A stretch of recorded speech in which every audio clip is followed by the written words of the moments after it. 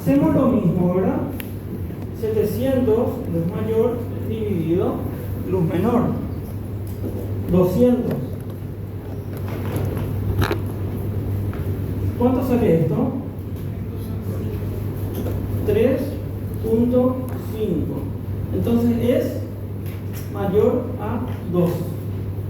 ¿Y qué decimos ahí? En una dirección. Esto vamos a escribir como losa 2, otra vez el círculo,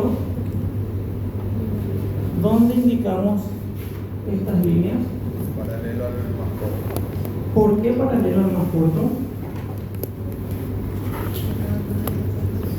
Pensemos un poquito, razonemos un poquito. Acá en el pizarrón estamos. El compañero dice en este sentido, ¿sí? Y no en este sentido. ¿Por qué?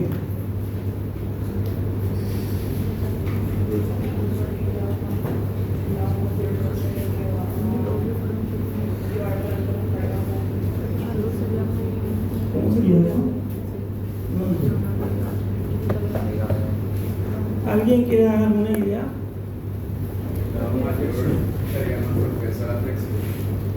Dijeron los compañeros, ¿qué pasa? Aquí tenemos el lado más largo. Significa que vamos a tener una deformación, una flexión. ¿Sí? Entonces, es más eficiente armarla en este sentido. ¿Sí?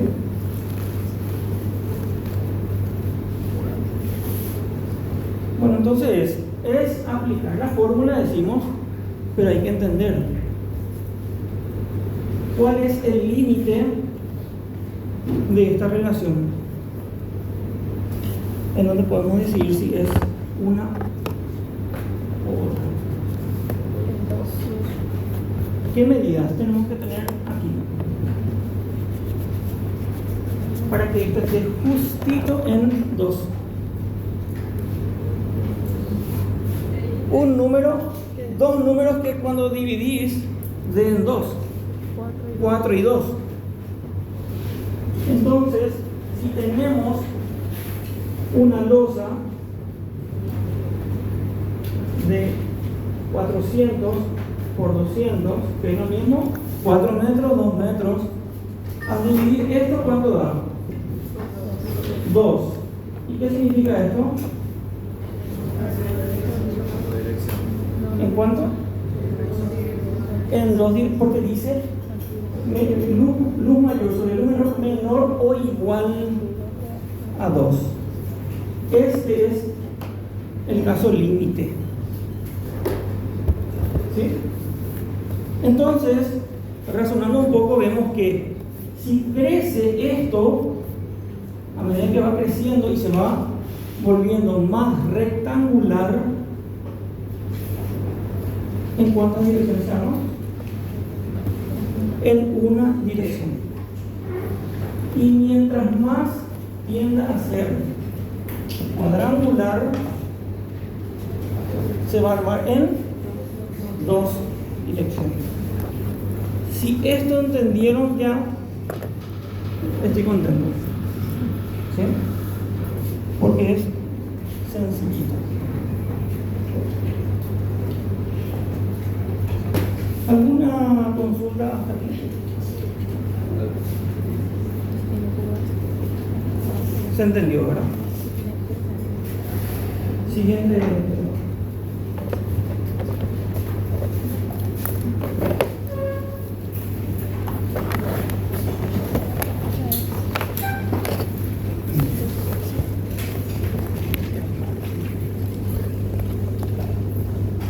Bueno, este caso, los casos que vemos aquí corresponden a losas armadas en 2 direcciones. En la plataforma está la rutina de cálculo, pueden ver ahí, pero esto nos va a ayudar a definir qué condición de borde tenemos en cada lado. Contorno o borde es lo mismo, ¿sí?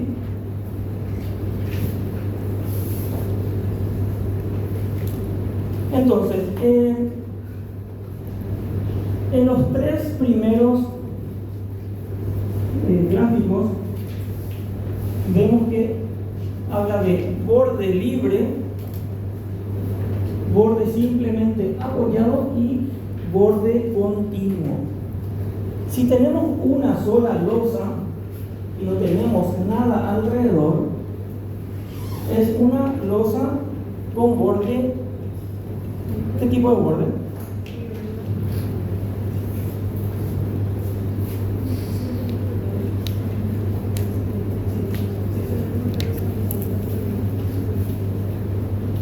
¿Qué tipo de losa tendríamos acá?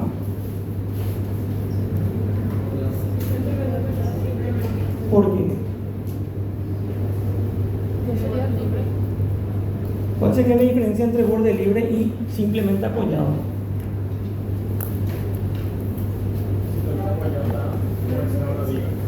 Exacto, ahí está. Significa que si tenemos borde simplemente apoyado, en los cuatro lados tenemos vigas. Porque si no tenemos las vigas, estaríamos cargando directamente al pilar. Y ahí aparecen otros fenómenos, como el caso del punzonamiento, que vamos a ver más adelante, que es cuando se debilitan los bordes y puede romper. Por eso necesitamos las vigas.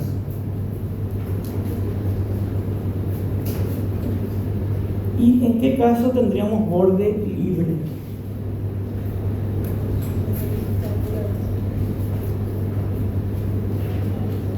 Bueno, en voladizo tendríamos el caso del empotramiento. Como dijimos, se tiene que empotrar, ¿sí? Y en los otros bordes no tenemos ningún apoyo, ¿sí? Porque está empotrado. Pero, dado el caso que tengamos una losa armada vamos a poner esta losa, ¿sí? Y en uno de los lados no tenemos vigas, por obvio motivo de proyecto, ¿verdad? De diseño. A eso estaríamos llamándole borde libre, cuando no tenemos viga.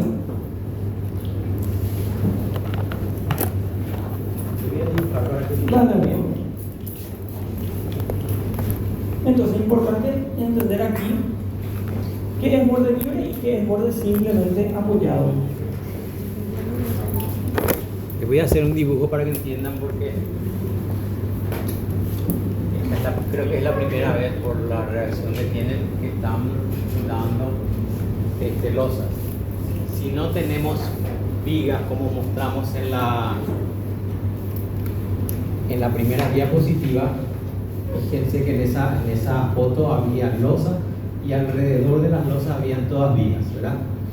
Cuando por algún motivo del proyecto tu cliente te dice el borde de la losa no quiero una viga, bastante en el estar o lo que sea, quiero un doble nivel, etcétera, y sin viga acá. Entonces, ¿qué es lo que se hace? Esta es la losa, la de color rojo, estoy dibujando en 1:1, tamaño real de una losa de 12 centímetros, y el azul es la varilla. ¿Qué es lo que se hace? El borde libre es simplemente dejar de poner una losa que tendría que ser, una viga, perdón, que tendría que ser así, y esta viga meter dentro de la losa, ¿verdad? Y poner una viga, hablando mal y rápido, en forma horizontal, porque la viga tendría que estar trabajando con respecto a su altura. Entonces, cuando doblamos esto, el elemento se vuelve menos eficiente, no es eficiente.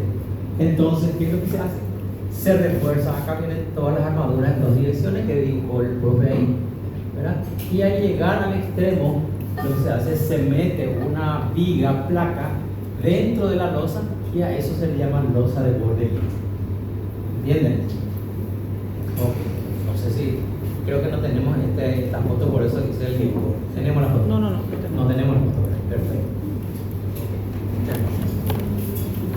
Pero esa viga, el precio evidentemente sube. ¿A cuánto más o menos? ¿Cuántas veces más? Una viga placa acá sube aproximadamente 8 a 10 veces el precio de esta viga. Cuando esto hacemos en el medio, la primera diapositiva que mostramos era unas vigas grandes y teníamos 2 vigas ahí. Si eso no queremos ver y queremos todo liso y es muy grande, como dijo el profe, la losa es muy grande, entonces podemos hacer esto en el centro de la viga o hacia el centro de la losa, perdón, ¿verdad? Entonces ya no es una losa de borde libre, sino puede tener viga o puede no tener viga en el borde.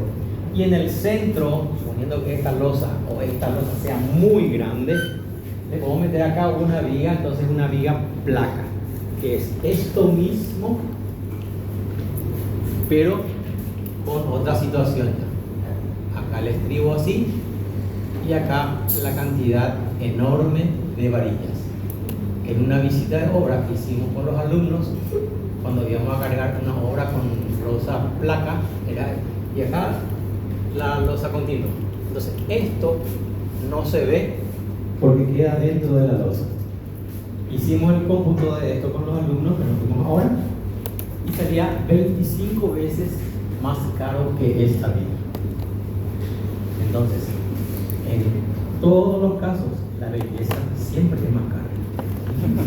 Evitar esta viga en el medio de donde estar y en eso poco.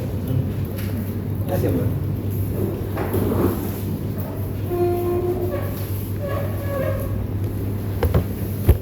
Bueno, y siguiendo, vimos lo que es entonces borde libre y borde simplemente apoyado. ¿Hasta ahí se entendió? Y después tenemos el siguiente caso, que es borde continuo, que es en lo que vamos a estar trabajando. El borde continuo, ¿qué estaría significando? ¿Dónde está? Aquí, ¿qué aquí? Una losa a otra losa. Es decir, si juntamos 2 mesas, por ejemplo, para que tengan una idea, ¿verdad? Pero lo que ocurre en el borde continuo, que vamos a estar hablando más adelante, para que ocurra eso, necesitamos ciertas armaduras. Y bueno, abajo en las diferentes imágenes, esquemas, tenemos diferentes tipos de losas, ¿verdad? Esto tomamos como losas aisladas para el análisis.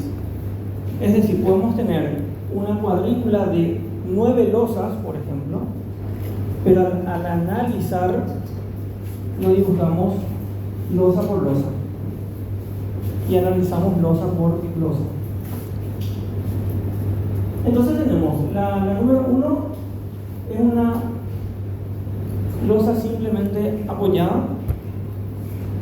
Significa que va a ser una estructura, una losa aislada, ¿sí? No va a tener relación con otras losas. A partir del caso 2 tenemos que esa losa 2 se está empotrando a una losa que no está dibujada aquí, ¿sí? Y ahí tenemos 2 losas. En el caso 3 es el mismo caso, solamente que si se fijan según la forma, en la losa 2 tenemos un empotramiento en el lado menor, que esto se puede dar por condiciones del proyecto. Y cuando tenemos un proyecto tenemos que analizar, y todos los proyectos son distintos. Y bueno, después vamos complejizando teniendo la losa 4. ¿Qué significa esto? Que tenemos un empotramiento, ¿sí? Por decir mal y pronto, es abajo y al lado izquierdo, ¿sí? Entonces, a partir de aquí vamos a ver lo siguiente, que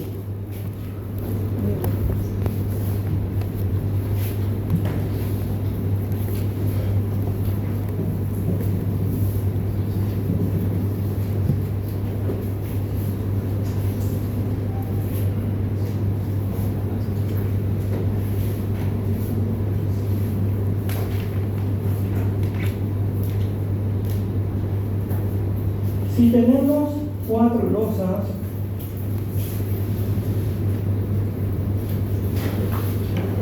y nombramos de esa forma 1, 2, 3, 4, de izquierda a derecha y de arriba a abajo, ¿verdad? O sea, yo no puedo decir 1, 3, 2, 6, porque quiero nomás. ¿Sí? Ahí, este es el momento en el que el examen vale 0 y ocurre. Entonces tenemos 1, 2, 3, 4.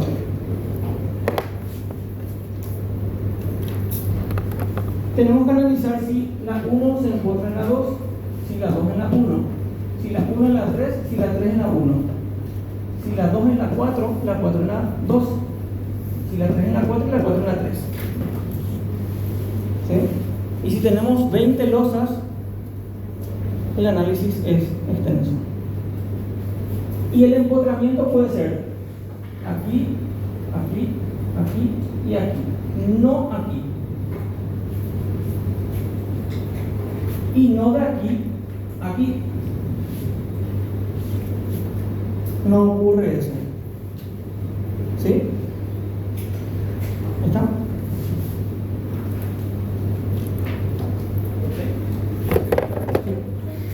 ¿Qué haría un empotramiento con resistencia de materiales? Está mencionando empotramiento. ¿No dieron?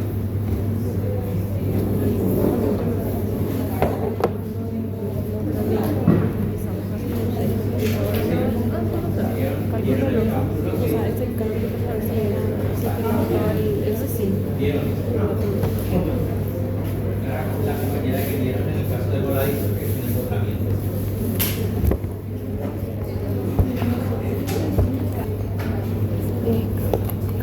Lo que acá no hay solución todavía. Está mostrando la situación para que se entienda el comportamiento. Después entraríamos en la parte numérica de fórmula. Pero acá es conceptual la situación. Pregunten, por favor. Hasta aquí se está comprendiendo. ¿Sí? Tiene que ser un sí sincero. Bien. Después vamos a ver el examen y el trabajo práctico. Bueno, entonces tenemos diferentes casos y situaciones, ¿verdad? Esto va a estar en la plataforma y ustedes pueden analizar, pueden dibujar diferentes planos para ir estudiando diferentes casos. Pasamos al... Una última consulta. Quería interrumpir, profe. Quería mencionarles que en el gráfico, nosotros encontramos un libro, ¿verdad? El gráfico de condiciones de borde que está explicando el profesor corresponde, en este caso, esto corresponde única y exclusivamente a losas armadas en 2 direcciones. Por lo tanto, me parece que el ejemplo tendría que haber sido en el libro un poco más cuadrado y no rectangular, porque ahí parece ser una losa armada en una dirección. Entonces, más quería explicarle que es 2 direcciones. ¿Me explicó el profesor? Sí, al comienzo justamente les dije en 2 direcciones, ¿verdad? Pero como dice el profe, ¿verdad? La proporción está un poquito exagerada. Bueno, pasamos al siguiente. Y bueno, esto, digamos, en resumen de lo que dijimos recién, ¿verdad? Tenemos que aplicar ese cociente y primeramente lo que tenemos es una desigualdad. Eso no es una ecuación, porque podría ser mayor o menor de tanto. Una vez que tengamos el número, vamos a poder saber si cumple a qué caso. ¿Sí? ¿Se entendió hasta aquí, verdad? Ok, pasamos al siguiente. Bueno, una vez que determinamos la condición de los bordes de una losa, tenemos que predimensionar esa losa. Y vamos a tomar el ejemplo de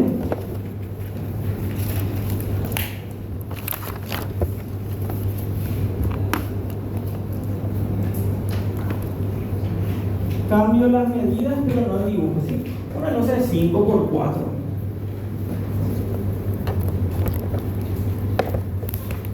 Y tenemos dos formas de predimensionar esta losa para que a partir de ese predimensionamiento podamos empezar la rutina de cálculo. Como habíamos dicho, nos vamos a realizar el cálculo, pero ustedes tienen que comprender esta parte. Porque además vamos a necesitar un poco más adelante. Entonces, H predimensionado nos dice que tenemos un coeficiente que son según el contorno que tengamos en la losa.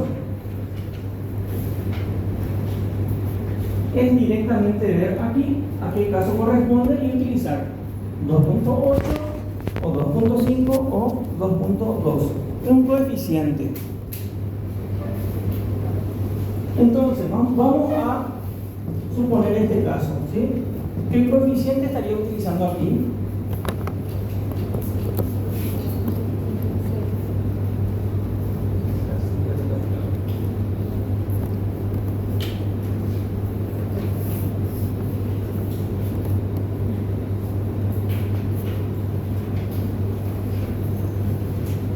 A ver si me dicen 2.8 por, ¿qué dicen? 400, ¿verdad? Sobre 100 más 1.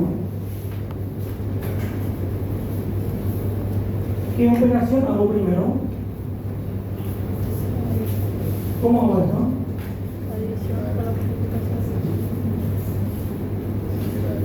Al final todo te dice. ¿Puedo hacer esta, verdad? 2.8 por ¿cuánto? Más 1. Resultado. Calculadora.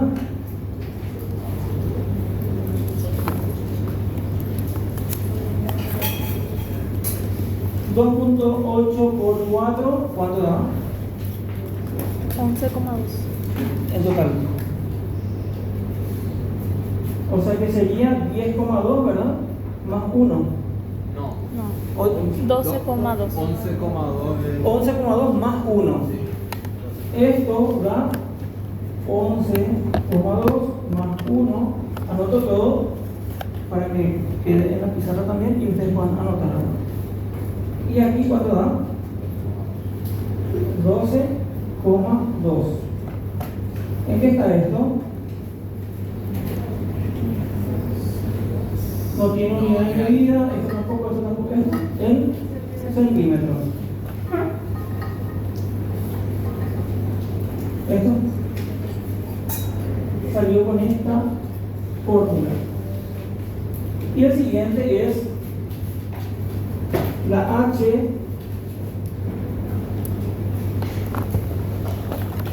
predimensionada a la flecha, que sería luz menor sobre 40. Es decir, H a la flecha sería entonces 400 dividido 40. ¿Esto cuánto da? ¿Cuánto? 10.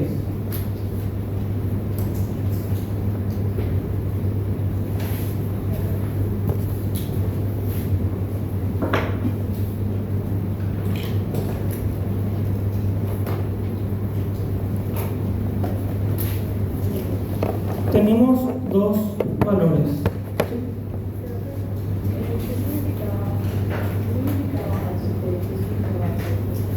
HF. Este es un predimensionado que se hace a la flecha. del elemento. ¿Sí? O sea que toda estructura tiene una deformación. Por ejemplo, vamos a suponer un cable. Estiramos el cable en amarilla.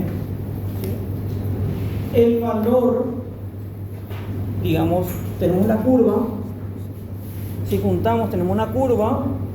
Y si estiramos, esa curva cada vez se va a volver más recta. Pero ese valor nunca va a ser 0. Siempre va a haber un numerito. ¿Sí? Entonces esta es una fórmula que sale de otros análisis y nosotros directamente utilizamos. Esto no salió, digamos, de una cuestión mágica que porque nos gusta hacemos y ya está. ¿Sí? Estos son estudios. ¿Sí? Nosotros lo que hacemos es utilizar las dos formas de predimensionar.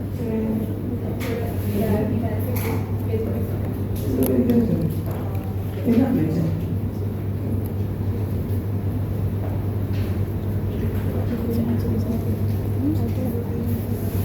Bueno, vamos. ¿Se entendió lo que es la flecha? ¿Sí o no? Es el momento. Por ejemplo, vamos a suponer, cargamos un voladizo, ¿sí? Desencoframos y el voladizo empieza a moverse hacia abajo, ¿sí? Se genera una flecha. Lo mismo, desencoframos una losa, esta losa, yo creo que en el centro se puede deformar. Es la deformación. ¿Sí? ¿Qué queremos nosotros? Que al hacer el predimensionado y todo el cálculo, lo que ocurra es que cuando desencofremos no ocurra eso. Me sale este valor 10 centímetros. Si yo utilizo 9, va a ocurrir. ¿Sí? Si uso 11 no va a ocurrir. ¿Sí? Vamos a suponer, antes de concluir esta parte, si nos da un valor, por ejemplo 12,2, tenemos que redondear. Entonces, viendo este caso, ¿qué valor ustedes estarían eligiendo? ¿El 12,2 o el 10? ¿Quién dijo 10? ¿Alguien dijo 10? Por aquí. ¿O 12,2? ¿O 10? ¿O uso 11? La compañera dice el promedio 10. ¿Por qué? Quiero saber por qué. Bueno, puede ser por economía. ¿Qué más puede ser? ¿Alguien está a favor de la compañera? ¿O alguien quiere decir algo contrario? O sea que están más de 80 y hay una opinión. Profe, en caso de que sea 12 no sería más seguridad. O 13 los. Redondamos. La compañera dice ¿qué? Que si ponemos en 12, ¿acaso no sería más seguridad? La compañera dice 12 por la seguridad. ¿Ya la compañera dijo algo más?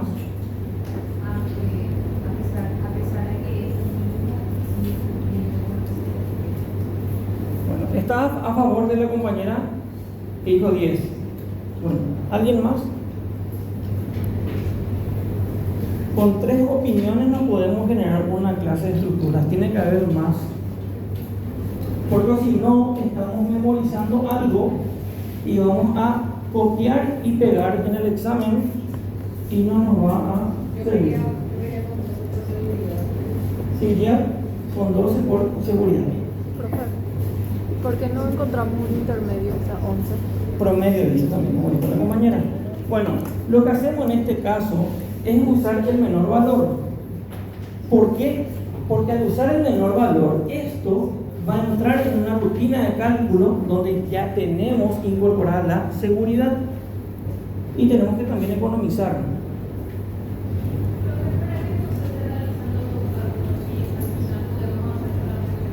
Porque no sabes de antemano, no sabes si con este te va a salir menor o con este te va a salir menor. Exacto. Pero hay que entender por qué.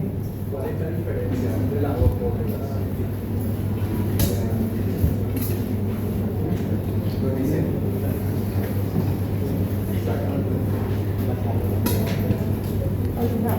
Bueno, ¿se entendió eso?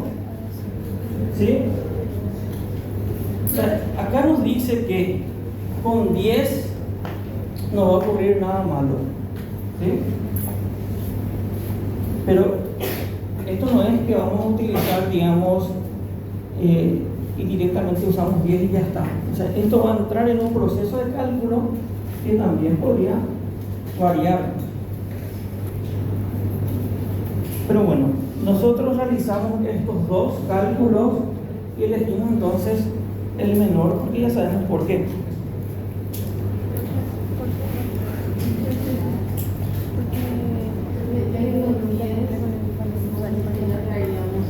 Lo digo yo.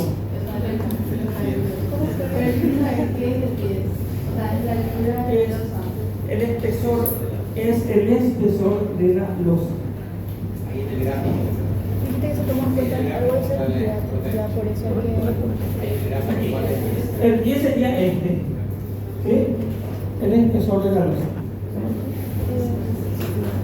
Dijiste algo de que se toma ya el 10 porque se toma algo de seguridad ya a la hora de hacer ese cálculo. Este es un cálculo resumido a la flecha, como habíamos dicho. Entonces hacemos la verificación. Ese sí ya tiene un coeficiente, como dijo el profesor.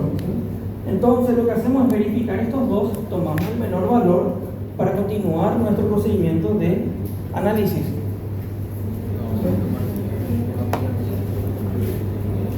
Este número va a empezar a incidir en el cálculo. Siempre va a salir menor que HP. Y no sabemos, hay que hacer únicamente el cálculo.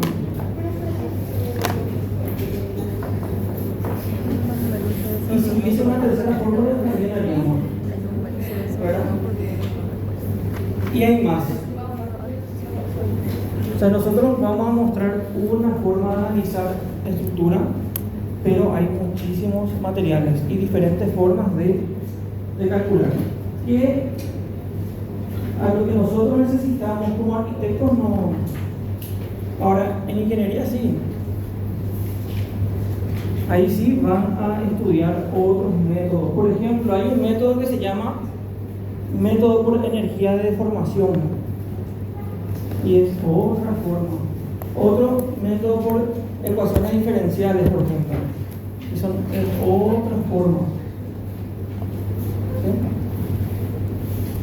Una compañera hizo la pregunta de si es que HF siempre iba a salir menor que HP.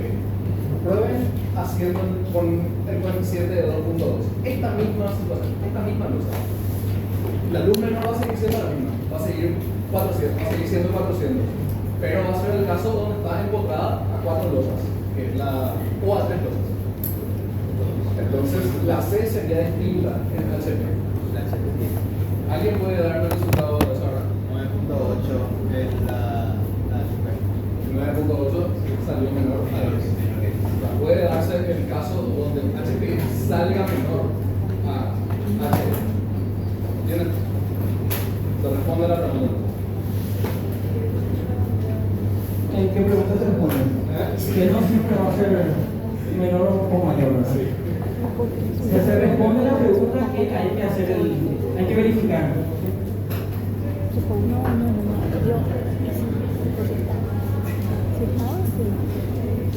Más fuerte. Te paso el micrófono.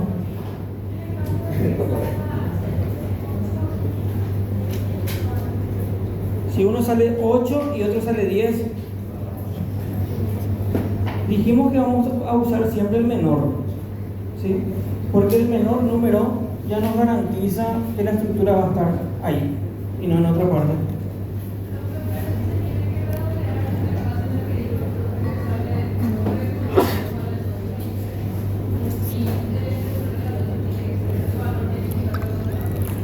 Exactamente, tenemos que redondear ese número, ¿verdad? Entonces vamos a suponer lo siguiente.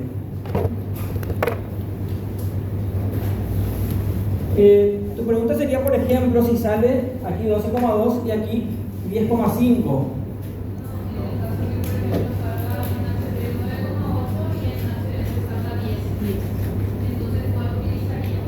$9,8 sería menor, ¿verdad? Si vamos a hacer la rutina de cálculo, ¿sí? Vamos a suponer, podríamos usar el 9,8, pero ¿qué pasa? Ese decimal va a hacer que convirtamos y tengamos más y más decimales después. No hay problema, podés usar 9,8 y después te va a salir al final un resultado, y ese resultado sí o sí vas a tener que redondear. Ahora, ese 9,8 puedes llevarlo directamente a 10. ¿Sí? Lo que no puedes hacer es menos. O sea, de 9,8 no puedes bajar a 9. ¿Sí? ¿Qué pasaría? Vamos a suponer que bajas a 9 y aquí te salió 9,8, aquí salió 10. Bajaste a 9, en alguna parte de la rutina de cálculo te va a decir algo está mal y tenés que corregir en ese momento. ¿Sí? ¿Qué pasa? ¿Por qué es tan importante este valor? Porque este valor lo vamos a utilizar cuando calculemos las cargas. Entonces, nosotros vamos a tomar el 10, por ejemplo, y va a salir un valor de carga de peso propio. Si usamos menos, esa carga de peso propio va a ser menor. Entonces, en algún momento el cálculo te va a estar avisando, esa rutina de cálculo te va a decir, aquí algo tenemos que cambiar. ¿Sí? ¿Y qué se hace? Se cambia y volvés atrás. ¿Sí? Ahora nosotros, a efectos prácticos, como no vamos a hacer cálculo, vamos a usar 10 directamente, el menor. ¿Sí? ¿Se entendió esto? Como dijiste que no nos conviene trabajar con decimales, en el caso de que haya un 9,2 y un 9, nos conviene agarrar nomás un 10, ¿verdad? Para ahí sí. Caso ya, esa es la compañera. Una cosa de que me lo sabe, una cosa no dejamos por siempre de iniciar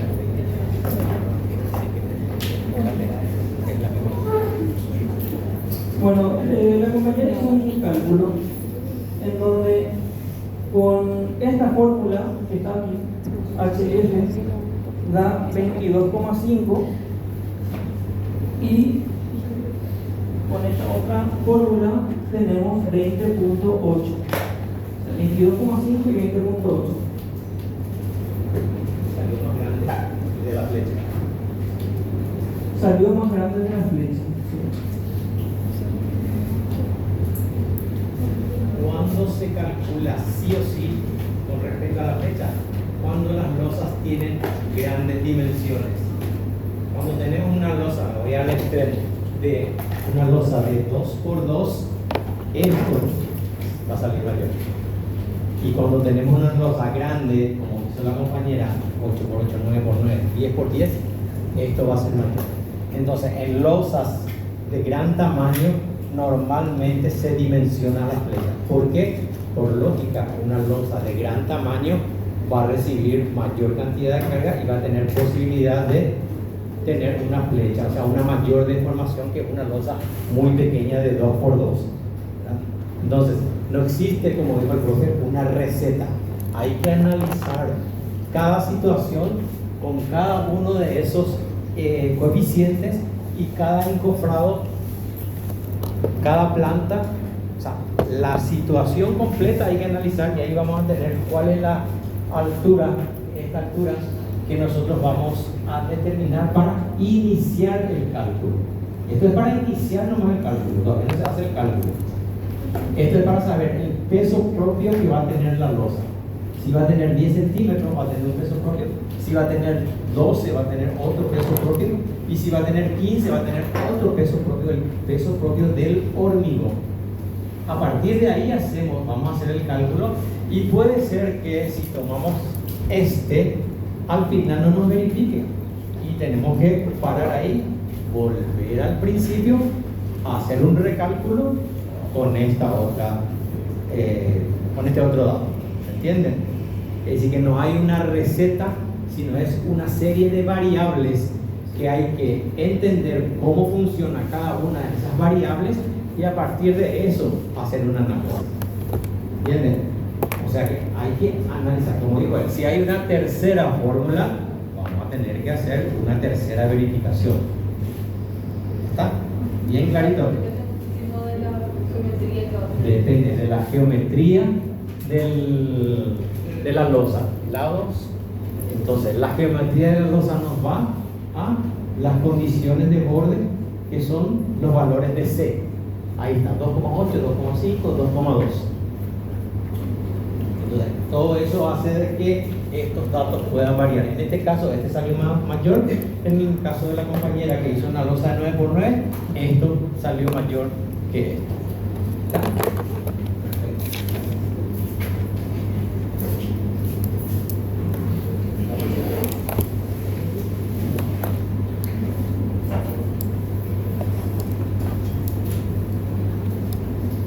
Bueno, en este caso entonces nos quedamos con 10 centímetros. Iba a decir algo, me olvidé. Me voy a acordar en algún momento.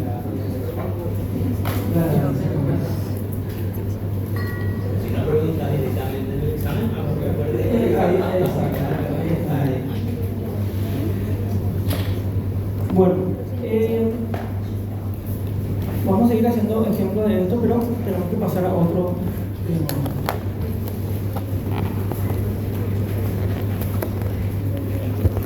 Quedamos con niveles.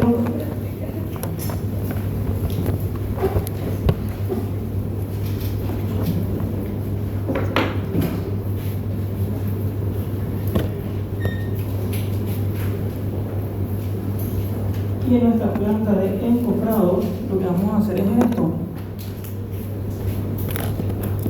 Especificamos aquí losa 1 es igual a 10 centímetros.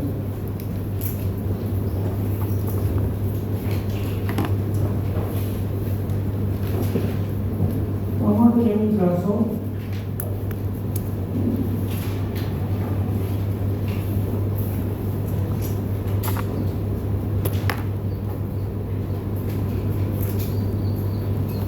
¿qué espesor va a tener esta losa 2?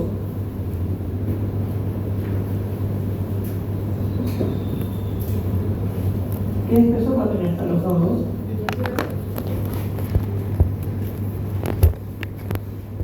Vamos a, lo que dice ahí arriba, vamos a analizar este caso bien sencillito.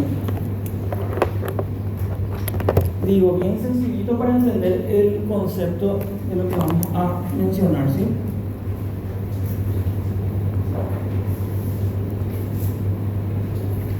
Para determinar el contorno de las losas existen condiciones.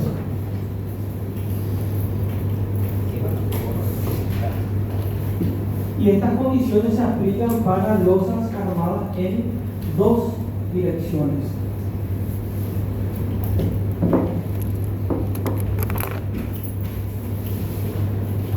La primera condición nos dice que las losas deben estar al mismo nivel. ¿Qué significa eso? Tenemos estas dos losas, ¿sí? ¿Qué significa el mismo nivel?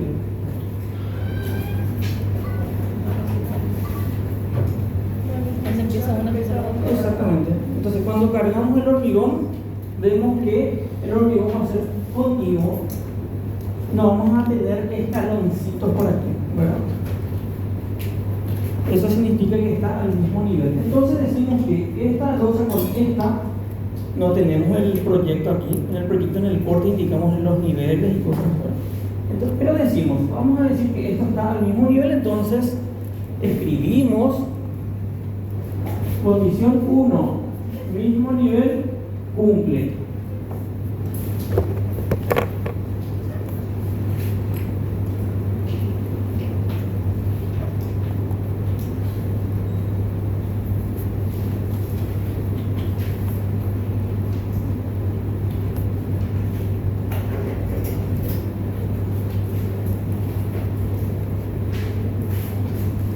Condición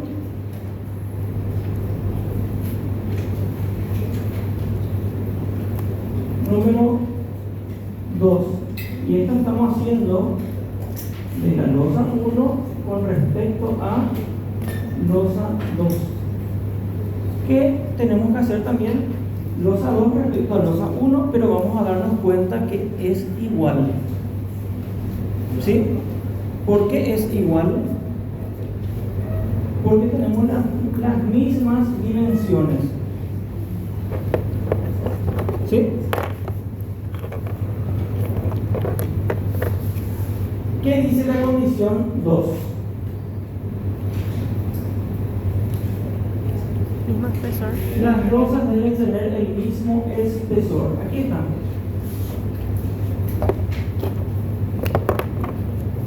Tengo 10 centímetros, tengo los 10 centímetros.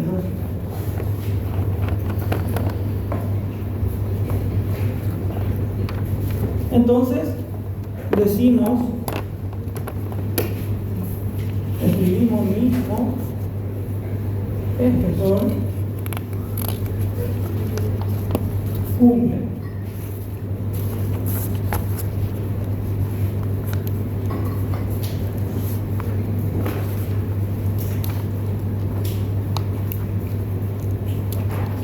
Y la condición número 3 nos habla de la relación que existe entre los lados.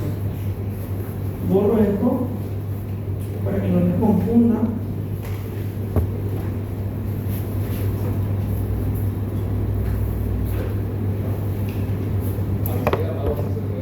Sí, apagamos. Entonces, ¿qué nos dice esto? Nos habla de x1, x2 y 1 y 2. Como si fuese un plano cartesiano, ¿verdad? ¿Cuál sería x1? Y vamos a poner losa 1, x1 va a ser 5. Esto. ¿Por qué? Porque está en el eje x, decimos, ¿verdad? Y entonces x2 va a ser el otro 5, que en este caso coincide. Lo que va a ser i1 va a ser esto, i1. Porque es el lado de la losa 1 que está unida a la losa 2. Y esto va a ser entonces i2. Esto va a ser x1 y esto va a ser x2. Entonces nos dice lo siguiente, que para que exista un empotramiento, dice x1 mayor o igual a 2/3 de x2. Evidentemente, las losas tienen que tener un cierto tamaño para que se pueda cumplir el empotramiento. Si tenemos, por ejemplo, una losa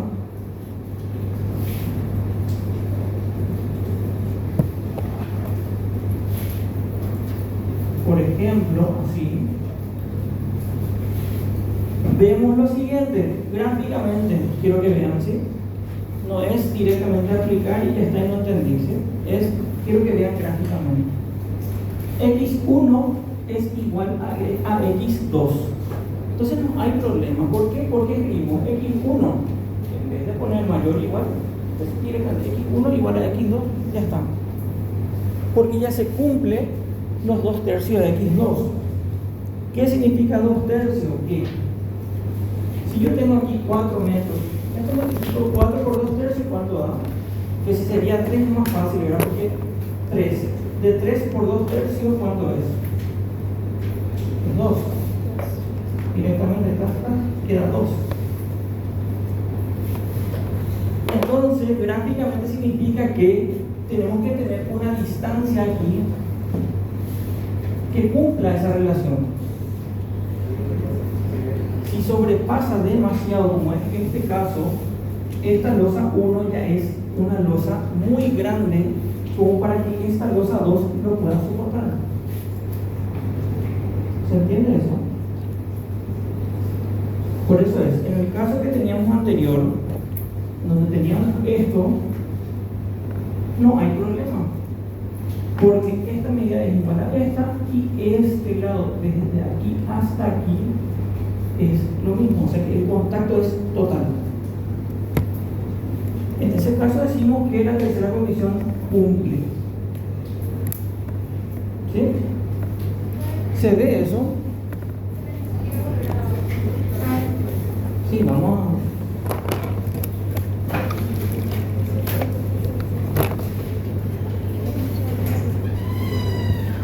¿Qué tendría que pasar en la tercera condición para que exista el empotramiento?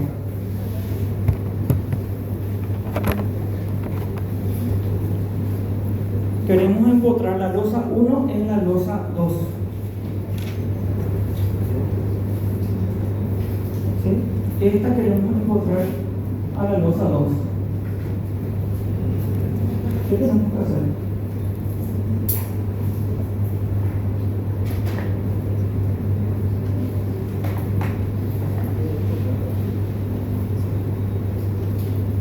Tiene una fórmula de esto, pero al final de cuentas es la aplicación de un concepto. Intenten encontrar ese concepto con sus palabras y va a ser mucho más fácil explicar la fórmula. Al final de cuentas es verificar el contacto que hay entre las dos losas y el tamaño que tienen las dos losas. Para que una losa se pueda empotrar a esta tiene que tener el tamaño para recibir cargas de esta tiene que ser lo suficientemente grande. Por eso se pone una relación de tamaño. X1 mayor o igual a 2 tercios de X2 y 1 mayor o igual a 2 tercios de X2. Contacto y tamaño. ¿Cuánto da este valor? 4 por 2 tercios. 8 tercios. ¿Y cuánto sería eso? 2,6. Entonces significa que como mínimo tenemos que tener ese 2,6 para que exista el empotramiento. Lo que queremos mostrar. Lo que los profesores están queriendo hacer es que ustedes piensen, entiendan cuándo hay un empotramiento. Existe una relación. Si tenemos dos losas, como dijo él, acá le damos el caso más fácil. Este lado es igual a este lado y acá el contacto es total entre las dos losas. ¿Qué pasa cuando tenemos un encofrado, parte de un encofrado donde tenemos la losa 1 que tiene un tamaño y la losa 2 que tiene otro tamaño? Vamos a suponer que los dos sean armadas en dos direcciones, acá y acá. Entonces entra a tallar todo ese esquema que está haciendo el profesor. La losa más pequeña, si está al mismo nivel, sí se van a encontrar en la losa más grande. Si está al mismo nivel, la losa más grande, posiblemente cuando hagamos nuestro cálculo de espesor, va a tener más espesor que él. Como mínimo va a tener igual espesor, ¿verdad? Entonces, esto es 99,9% de que está encontrado en losa 1, la losa 2. Pero el análisis que tenemos que hacer es si la losa 1 está o no está encontrada en losa 2. Y ahí es donde aplicamos todos esos conceptos que nos estaba explicando el profesor, ¿verdad? En un caso muy sencillo, para que entiendan bien, porque no todos los encofrados van a ser así. Vamos a tener que encontrar plantas que sean así, ¿verdad? Otra losa que abarquen dos, una losa que abarque esta losa y esta losa. ¿Cómo tomamos? Entonces, todas esas son situaciones que vamos a analizar. Eso es lo más sencillo y esto es lo más difícil. ¿Verdad? Entonces el profe ya le mostró lo más sencillo y yo le muestro ya lo más difícil. ¿Verdad? Pero eso es lo que tenemos que hacer. Este lado con respecto a este lado y este lado con respecto a este lado. Este lado con respecto a este lado. ¿Entienden? Esta es la relación que estamos hablando cuando hablamos de lado. Después vamos a hablar otras condiciones más.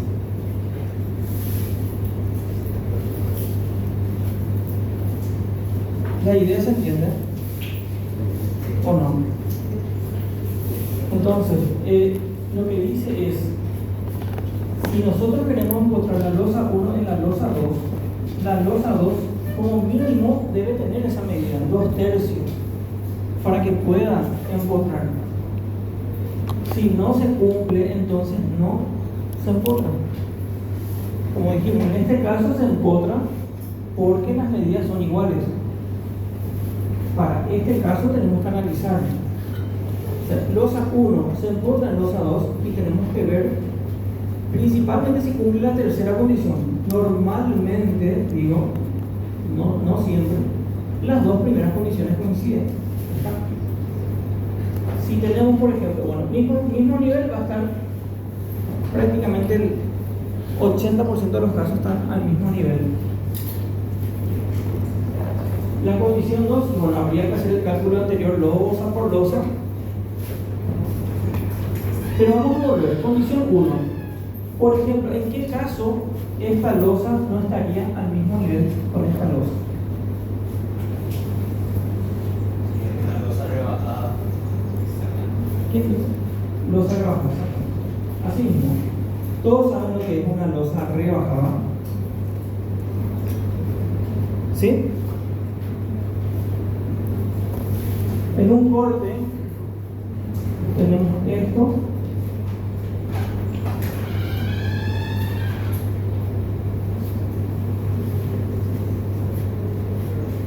Y vamos a suponer esto y, por ejemplo,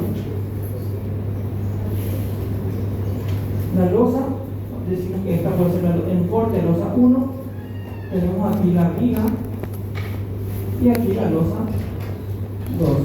¿Y esto qué va a ser? Relleno, ¿verdad?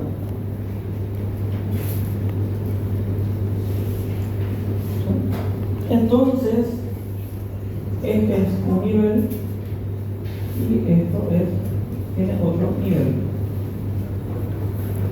Entonces, esta losa y esta losa no se van a empotrar.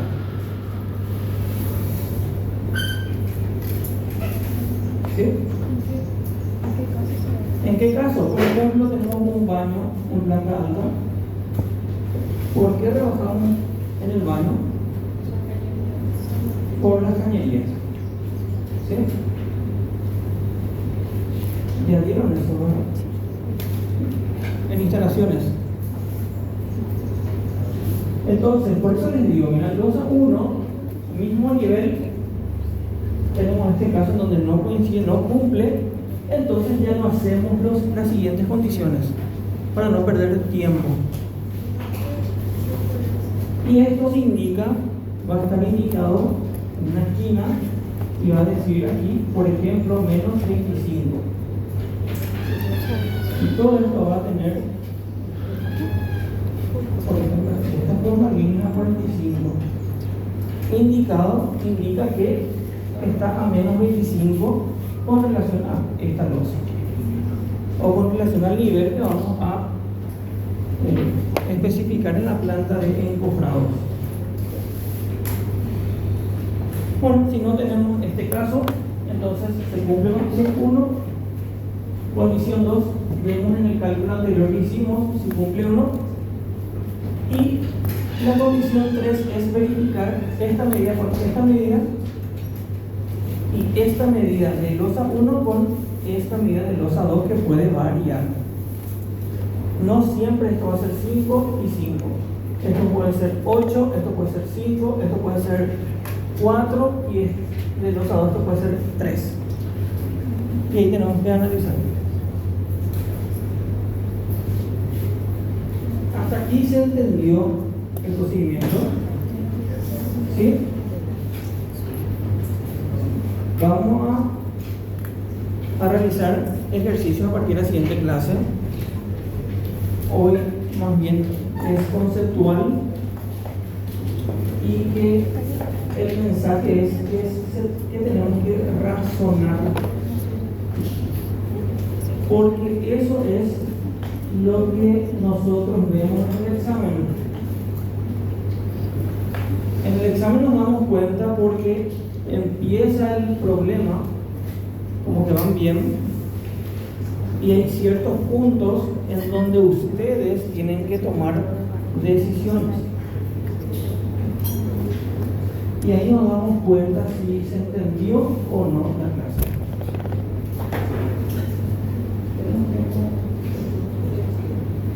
Esto que estamos haciendo es la primera parte para iniciar el cálculo.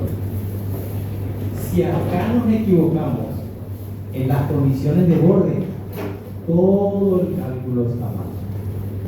O sea, esta es los primeros renglones del cálculo, y después viene el cálculo que tiene varias horas.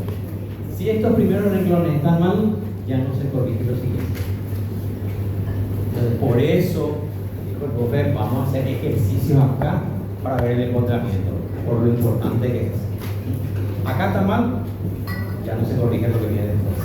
Acá está bien, se corrige lo que viene después. ¿Entienden? Ok.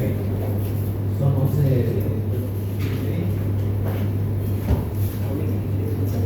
Profe, y en caso de que la losa 2 sea más grande que la losa 1, para la condición de usa la misma relación. Sí, la misma relación. En este caso sería el orden.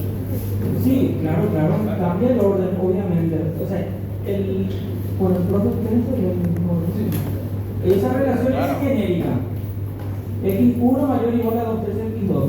Pero lógico, tenemos que ver si losa 1 en 2 y 2 en 1. Cambia los números, claro. ¿Sí?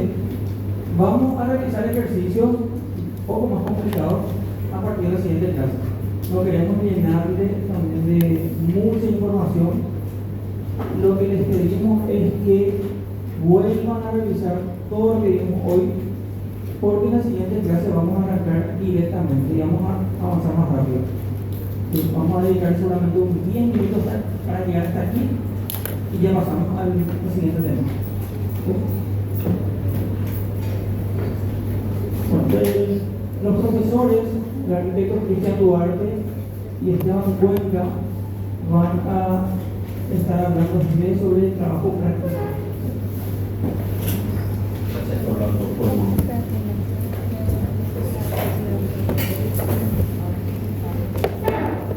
Bueno, presten atención un poquito. Les voy a decir cómo va a ser la temática del trabajo práctico. Hola, después. Hay que pegar eso. Bueno, vamos a trabajar sobre un tema determinado, con un área aproximada en metros cuadrados.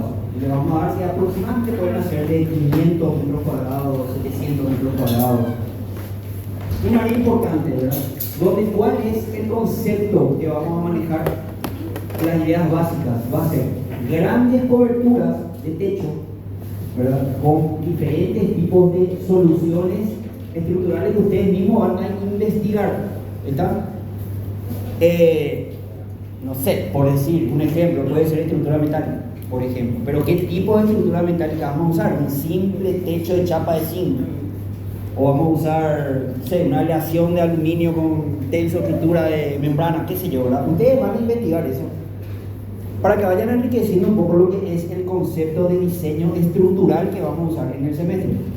¿Por qué? Porque vamos a usar la estructura de dos formas. Tanto como elemento de transmisión de carga, de recepción y transmisión de cargas, elemento estructural, como elemento formal. ¿Está? Entonces, básicamente, no voy a alargar tanto porque quiero que tomen ese concepto. Va a ser un tema de un área aproximada que le vamos a estar dando a cada grupo, el tema asignado, donde va a tener un gran techo, una gran cobertura con una solución estructural donde usen lo mínimo posible de pilares y que hagan ustedes esa solución estructural, ya sea, qué sé yo, con elementos que transmiten las cargas de forma indirecta, que seguramente que con Orlando y eso vamos a ir viendo, que pueden ser tensores, ménsulas, ¿verdad? Elementos que tienen transmisiones de carga indirecta, para que utilicen la menos cantidad posible de pilares. Dentro del mismo tema o de la gran cobertura del proyecto, van a ser en un sector una cuadrícula de por lo menos 8 losas y pilares y vigas, ¿verdad? Que son zapatas, pilares, vigas y losas, que son los elementos componentes de una estructura de hormigón armado, ¿verdad? Sobre ese componente que van a ser unas losas o unas cuadrículas, vamos a tomar como un ejemplo, qué sé yo, un gimnasio, ¿verdad?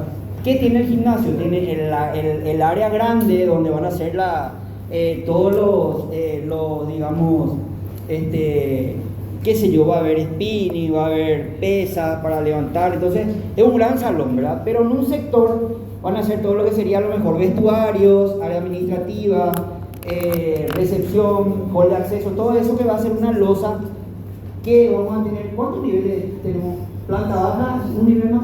Dos más o tres. 2 o 3 niveles más, eso no importa porque se van repitiendo las mismas losas, van a ir repitiendo, digamos, en ese sector donde vamos a hacer un predimensionado seguramente de unos elementos que le vamos a estar indicando, ¿verdad? Entonces, esa es la idea básica de lo que va a ser el trabajo práctico, ¿verdad? Es una gran cobertura de techo con una solución estructural que ustedes van a investigar y nos van a proponer, ¿verdad? Y en un sector dentro del mismo tema o del mismo programa, un área donde vamos a desarrollar las losas, ¿verdad? O una cuadrícula de losas, por lo menos mínimo 8 losas, ¿verdad? Algo así. 2, 4, 6, 8 losas. Entonces, donde sí vamos a trabajar con todo lo que serían los diagramas de momento flector, cortante, normal, lo que sea, ¿verdad? Que está en la guía de trabajos prácticos que Esteban les puede explicar ahora punto por punto, ¿sí? Entonces, esa va a ser la idea básica, porque eso siempre decimos al comienzo de la clase para que no esté repitiendo otra vez uno a uno a cada grupo cuando hacemos las correcciones. Entonces, para que todos ya tengan en cuenta el concepto de eso que se va a desarrollar, entonces ya estamos dándole eso ahora mismo, ¿verdad? Para que se metan en sus cabecitas esa idea. ¿Está? Bueno. Pero bueno, esta va a ser nuestra guía de trabajo práctico. Vamos a estar subiendo a la plataforma. En esencia dice prácticamente lo mismo que dijo el profe, pero vamos a estar tocando punto por punto. El objetivo del trabajo es realizar el diseño de un edificio con énfasis en el diseño estructural. No es armar una cuadrícula y listo, es que el diseño estructural esté involucrado en el diseño del edificio. ¿Se me escucha?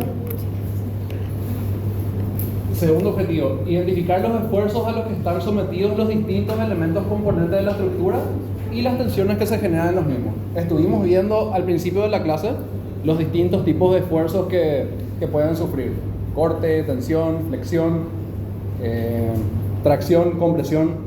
¿Recuerdan eso? Ustedes tienen que identificar en su trabajo práctico por cada elemento, por vigas, por pilares, por losas, y va a ser este punto que estamos preguntando. Siguiente, graficar el análisis de cargas, esquemas de cargas actuantes y diagramas de esfuerzos portantes y momento flector de los distintos elementos. Cada uno de los elementos tiene su comportamiento. ¿Sí? Quería mencionar más que el análisis de carga vamos a desarrollar el siguiente nivel. Todo lo que vamos desarrollando, ustedes deben plasmar en el trabajo práctico. Entonces les sirve como una guía y para poder estudiar también. Todo lo que está en la guía son contenidos que vamos a desarrollar. Nada de lo que está acá son cosas que no vamos a estar desarrollando. Todo está tocado en base a nuestro programa. Por último, predimensionar y realizar el diseño de armaduras de las distintas partes de la estructura de hormigón armado. Como estuvimos viendo hoy ya, tocamos el predimensionamiento de losas. Tuvimos una pequeña introducción a lo que era el predimensionamiento de vigas y de pilares la clase pasada, no sé si se acuerdan. Vamos a volver a tocar eso durante el semestre. Vamos a usar esos conceptos para sacar el predimensionado de los elementos de cada uno de los proyectos de ustedes. Y el diseño de armaduras es en lo que vamos a centrarnos en nuestro semestre. Eso va a estar en nuestro TP, eso va a estar en nuestro examen. ¿Puedo hacer un chiquito? Hay generalidades. Como dijo ya el profe, diseñar la estructura de soporte del edificio, que además de cumplir un rol estructural, participe activamente en el diseño arquitectónico del edificio. O sea, que no sea solamente una estructura por un lado y el resto de la forma que actúe de forma separada. Que esté pensada la estructura dentro de la forma, dentro del lenguaje del edificio. Se podrán utilizar diversos tipos de sistemas estructurales, vector activo, masa activa, superficie activa, siendo el material objeto del estudio el hormigón armado. Vamos a estar en las siguientes clases hablando de qué es un sistema de vector activo, qué es un sistema de masa activa, qué es un sistema de superficie activa. La estructura diseñada deberá fundamentarse, podrá ser una metáfora o algún otro mecanismo de diseño en donde se logre la intención. Hablando mal y pronto, que haya un proceso creativo detrás del diseño de nuestro edificio, así como dijo el profe. Superficie de cobertura del proyecto mínimo 200, acá dice máximo 350, pero podemos ir mucho más. Esto vamos a editar, vamos a subir más adelante, como dijo el profe, puede ser 600, 700, no se queden con los 350 nada, pero sí como mínimo 200. Menor a eso ya no calificaría para las luces que estamos buscando cubrir. Cantidad de niveles mínimos 3, máximos 4, contando planta baja, pero no cuenta esos subsuelos. Esos son niveles en altura, 3 o 4. Si tienen subsuelos no cuentan como estos 3 o 4. Un poquito más. Bueno, vamos a trabajar de la siguiente manera. Con el delegado Juan se están anotando sus grupos, formación de grupos de 6 integrantes. Vamos a tener 2 entregas, 2 etapas distintas. Para cada una de las entregas necesitamos un mínimo de 2 correcciones. Personas que no tengan esas 2 correcciones no van a tener derecho a la evaluación de esa entrega. Es individual. Si es que viene el grupo con 5 personas, esas 5 personas van a tener su firma la sexta vez. Cada uno tiene que preocuparse por asistir a sus correcciones y la asistencia a esas correcciones es obligatoria. Bueno, como dice, cada integrante del grupo deberá estar presente durante las correcciones del grupo. El conteo de correcciones será individual.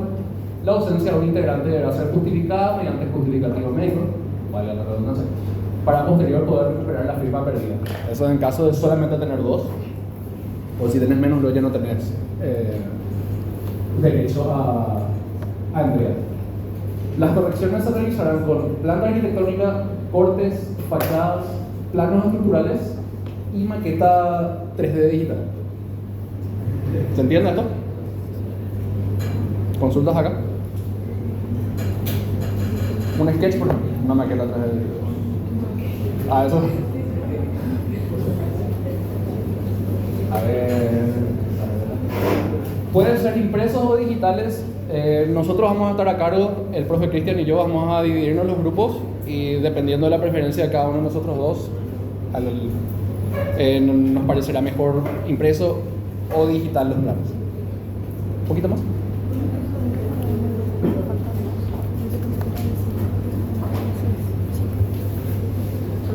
Bueno, ahora les voy a hablar de cómo va a ser el proceso de este trabajo práctico.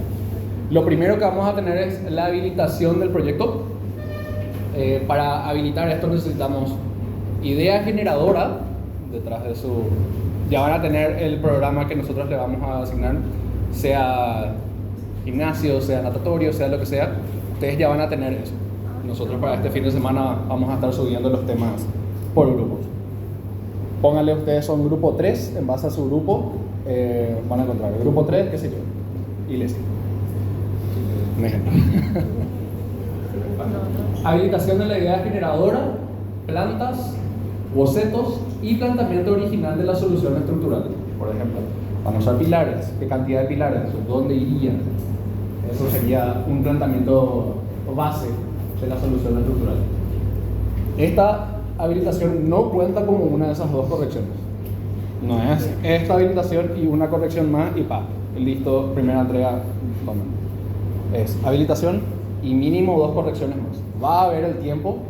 Tenemos, creo, Semana Santa, luego tenemos nuestro primer parcial y después de eso tenemos la primera entrega del trabajo práctico. Así que hay tiempo. A partir de la semana que viene les instamos a que ya vayan habilitando sus trabajos. Nosotros estaríamos habilitando un tiempo No, pero en cada clase de media hora al final. Sí, una media hora al final de cada clase como para darle espacio al trabajo. ¿Sí? Ya tenemos fecha para esos parciales. Sí, ya tenemos. Vamos a estar subiendo en el planificador en la El plataforma. planificador ya está, esta tarde se va a subir. Con la fecha de examen y la fecha de la entrega de los trabajos completitos. La misma puede llegar a ser modificada según pase algo con dirección académica, pero siempre se va a estar notificando a través de la plataforma y de vuelta con el delegado.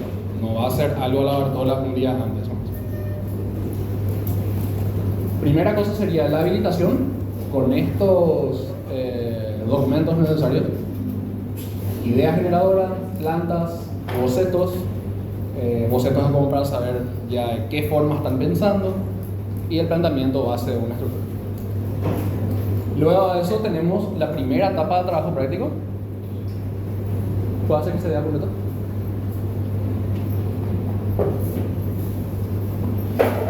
Si puedes hacer que se vea un poquito más grande, o sea, que se vea la lista entera de primera etapa. Hasta ahí. Sí. Bueno, lo primero, carátula. Tenemos muchos grupos cada semestre. De repente van a tener temas repetidos, así que sí o sí necesitamos saber qué grupo es qué grupo, qué integrantes tiene. Institución, asignatura, semestre, grupo, autores, formación básica. Luego, una memoria descriptiva del proyecto, una memoria del proceso del diseño del edificio, indicando la idea generadora y la metáfora tomada para el partido que ustedes están desarrollando. O sea, esto es básicamente una clase de taller con énfasis en la estructura. Eso es en esencia nuestro trabajo práctico. Dos entregas. Son 2 entregas. Sí. Bueno, una votación nada más. Dime. La carátula. Sí. En la entrega 1, ¿cuántos integrantes son? 6. 6. ¿Ves? Y está X1, X2, X3, X4, X5 y está X6, ¿verdad? Como integrantes. Y entregas de trabajo práctico. Se les evalúa X1, 2, 6. Pero en la segunda entrega, X6 no quiere trabajar. O el grupo no sabe nada de X6. Entonces, borrador y borro de la lista. ¿Sí? Para tener en cuenta, no regalarle puntos a nadie. ¿Sí? Si no está en la carátula, esa persona no hizo el trabajo práctico. Independientemente de si tuvo sus correcciones, si estuvo parado al lado de su compañero mientras hablaban. Si es que no está en la carátula, es el mensaje para nosotros: esta persona no trabajó. Bueno, como iba, memoria del proceso del diseño del edificio, indicando la idea generadora del proyecto y metáfora adoptada en el partido. Ustedes están en cuarto semestre ya, así que esto ya tocaron mucho en taller. Es en esencia eso, una memoria de taller para esto, para este proyecto. Proceso de diseño de la estructura también. Y requerimientos funcionales, entre paréntesis dice ahí, el programa. Requerimientos técnicos, sistemas constructivos y materiales, y requerimientos estéticos, texturas y presentación del edificio. Todo esto en esta memoria. Comportamiento estructural. Diagrama de identificación de esfuerzos y flujo completo separados de toda la estructura. Son 2 gráficos. Uno donde notamos cuáles son los esfuerzos a los cuales nuestra estructura como un conjunto está sometida y cómo es el flujo de esos esfuerzos desde el punto más alto hasta el suelo. Son 2 gráficos. Diagrama de identificación de esfuerzos de cada tipo de elemento estructural. Cómo se comporta. Componentes del proyecto, losas de una dirección, 2 direcciones y voladizas, dependiendo de lo que haya en el proyecto de ustedes. Hoy ya estuvimos dando losas de una dirección, losas de 2 direcciones y losas burladizas, el concepto de ellas. Vías convencionales, invertidas y vías planas. También estuvimos ya tocando el concepto de estos tipos de vías. Diagrama de esfuerzos y análisis de cargas. Análisis de cargas, esquema de cargas efectuantes y diagramas de esfuerzo cortante y momentos vector de los distintos elementos componentes de la estructura. Ustedes creo que ya saben lo que es un diagrama de esfuerzo cortante, un diagrama de momentos vector. Estaríamos nosotros dando análisis de cargas y esquema de cargas a partir de la semana que viene, ¿verdad? Eso iría en este punto. Encofrado, una planta de encofrado del nivel más complejo del proyecto, porque puede pasar desde que no todos sus pisos sean iguales, no todos sus niveles sean iguales. Nosotros vamos a buscar la planta de encofrado del nivel más complejo. Análisis de empotramiento, como estuvimos viendo hoy, esquema de comportamiento de losas según sus apoyos y acorde a sus diagramas de momento flector, indicar los diagramas de cada losa. Por ejemplo, en esa planta de encofrado, ver si esta losa 1 está empotrada en esta empotrada en esta, si esta está empotrada en esta, está empotrada en esta, está empotrada en esta. Losa por losa, con los diagramas de momento de cada uno de ellos. Maqueta estructural digital y física. Perspectiva del modelo 3D estructural para la entrega y una maqueta física esquemática monocromática. La escala vamos a determinar según el tamaño del proyecto de ustedes. Si alguien viene con 1.200, puede ser 1.50. Si viene con 200 metros cuadrados, puede ser 1.50. Si viene con 700 metros cuadrados, puede ser 1.100.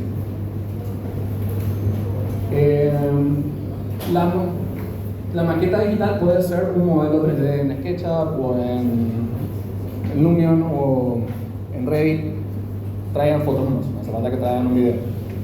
Si quieren traer un video, no hay problema tampoco. Pero esta primera maqueta de la primera etapa va a ser una maqueta esquemática y monocromática. Les recomendamos hacerlo más limpia y ultra posible para poder utilizar esta misma maqueta para la segunda entrega. Eso es lo que comprende la primera entrega. ¿Hasta ahora alguna consulta?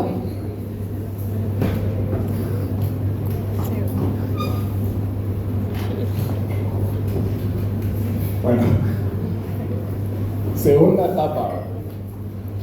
De vuelta tenemos comportamiento estructural.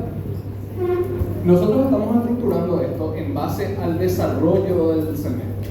En teoría pensamos poder ya losas y vigas en la primera etapa y el resto de los componentes estructurales en la segunda. Si no llegásemos a dar vigas, no llegásemos a terminar vigas para esta entrega, vigas va a pasar a la siguiente entrega.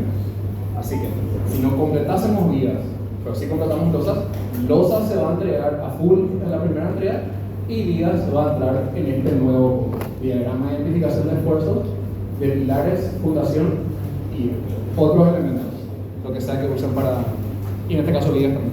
¿Sí? Y acá podría pasar vigas si es que no terminamos de dar. Diseño de armaduras y predimensionado. Este punto aquí, este es uno de los grandes temas de nuestro trabajo. Gran parte de nuestro semestre va a tratarse de cómo armamos cada uno de los elementos. ¿Qué tipos de varillas, qué posiciones, qué funciones tienen? Tienen que plasmar esa información aquí. Para losas, para vigas, para pilares y para zapatas. Y vamos a pedirle predimensionado de las losas del nivel más complejo. Nosotros vamos a elegir, el profe Cristian o yo, dependiendo de cada uno de los proyectos de ustedes, de las vías continuas más largas. Pónganle que, no sé, esto es su encofrado, capaz esta vía es la que le vamos a pedir, la más larga, la más compleja. De pilares, con el predimensionado del pilar más cargado. No sé si recuerdan la clase anterior, como el profe Orlando tomó un ejemplo de un pilar central y todas las cargas que atenían a ese pilar central. Vamos a hacer lo mismo nosotros ahora, o sea, en ese momento. Y luego de zapatas va a ser solamente el diseño, no vamos a pedir el predimensionado. Y último punto sería una maqueta estructural física. Maqueta física pintada en verde, escala determinada según proyecto, con la nomenclatura de todos los elementos estructurales de hormigón armado presentes en el proyecto. ¿Conocen estos stickers blancos chiquititos que se le pueden poner que se suele poner a las maquetas? En eso pueden poner la nomenclatura de eso. Por ejemplo, sí. Entonces ponen, qué sé yo, en la losa 1 escriben L1 en su sticker y ponen el sticker para cada elemento. ¿Puedo bajar un poquito más, profe? ¿Dudas hasta aquí? Esto es el contenido de lo que ya dimos, todo el contenido. Ahora vamos a tocar unas observaciones y los criterios de evaluación. Bueno, el trabajo práctico va a valer 20 puntos. En teoría la primera entrega vale 50 y la segunda entrega también.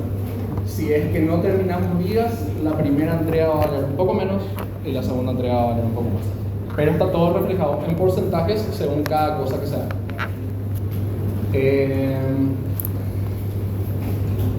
En la parte de memoria descriptiva del proyecto, el diseño, la idea generadora y la metáfora del proyecto valen el 15% de la nota. 15% de 20 puntos son 3 puntos. Diseño estructural y maqueta digital 3D, otros 15%. Requerimientos funcionales, técnicos y estéticos, 6%. En el sector de comportamiento estructural, la identificación de los esfuerzos y el flujo de carga, todo lo que le ven ahí es también largo para leerlo, vale 3%. Planta encofrado, vale 3%. Diagrama de esfuerzos y análisis de cargas, 5%, vale un poco más porque es un poco más importante y es más largo. Análisis de empotramiento de ese nivel, del nivel más complejo, 3%. Sumado todo eso, 15, 15, 30, 36, 39, 42, 47, 50. En teoría, si completamos vigas, ahí está nuestro 50% en la primera entrega. En la segunda etapa, tenemos de vuelta identificación de esfuerzos de los elementos estructurales restantes, vale un 2%. Diseño de armaduras y predimensionado de losas, vale el 10% de la nota. De vigas, 10% de la nota. De pilares, 6%. De zapatas, el 2%. La maqueta final. Estamos poniendo de que hay dos maquetas, pero en esencia, si son pulcros y si trabajan bien, puede ser solamente una maqueta que presentan luego pintada. Pero esa maqueta final en la segunda etapa vale el 15% de la nota. Estamos poniendo como 15% en dos entregas. Si ustedes entregan una maqueta buena en la primera y una maqueta perfecta en la segunda, vale el 15%. Si es que presentan una maqueta genial en la segunda, pero no presentaron nada en la primera, vale solamente el 15%. ¿Se entiende? Y luego hay puntaje por presentación, orden y cumplido. Para que no traigan de repente mamarrachos así, mal diagramados, todo mal pintado. Bueno, 5% más. Total de puntos, 20 puntos. ¿Consultas hasta acá? Y eso tenía que ver. Bueno, observaciones. La asignación de temas se realizará por número de grupo.